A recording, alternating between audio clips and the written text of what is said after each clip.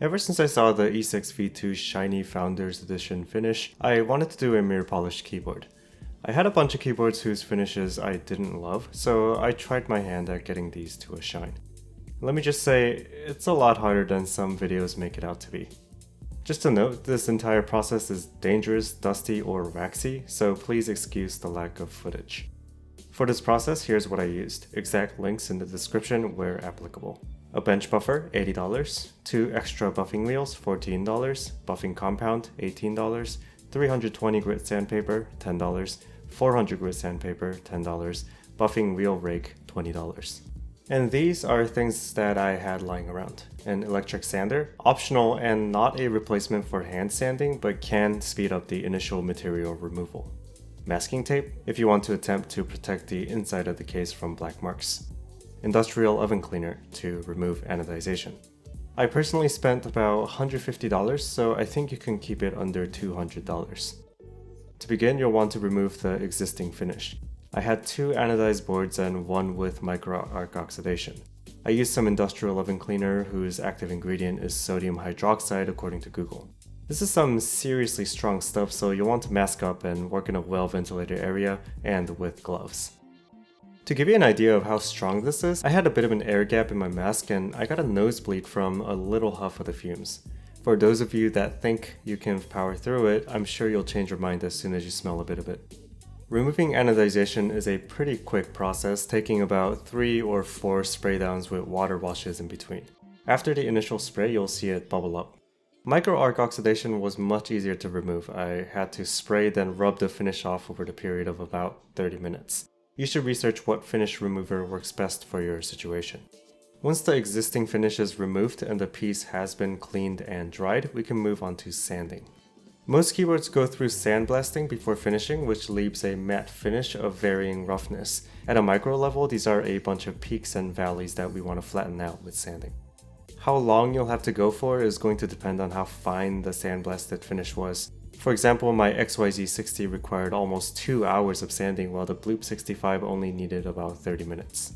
For the lower grit, I started off with a sander I found in the basement to get rid of the bulk of the grit, but after a bit switched to hand sanding to get the finer details. As you sand, you should move the piece around under a bright light to see if there are any remnants of the previous texture.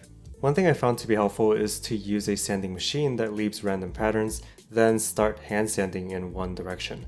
This will really show any spots that the machine missed. Once you get the entire piece to be the same brushed aluminum texture, you can do the same with the finer 400 grit sandpaper. For the XYZ60, which had a rough finish, I spent about an hour on the rougher grit and an hour on the finer grit. At some point during the process, I decided to mask off some of the regions that I knew would be impossible to get perfect. Nevertheless, I still got a lot of the black residue that I can't seem to remove. I'm not going to go through what polishing is or how to do it. I'll leave some links to helpful videos in the description. My real reason for this is that this throws wax and aluminum dust absolutely everywhere within a 20-yard radius, and I didn't want my camera dirty. But the process I followed was to use the brown compound to get a little bit of luster going, then moving on with the white, then the red.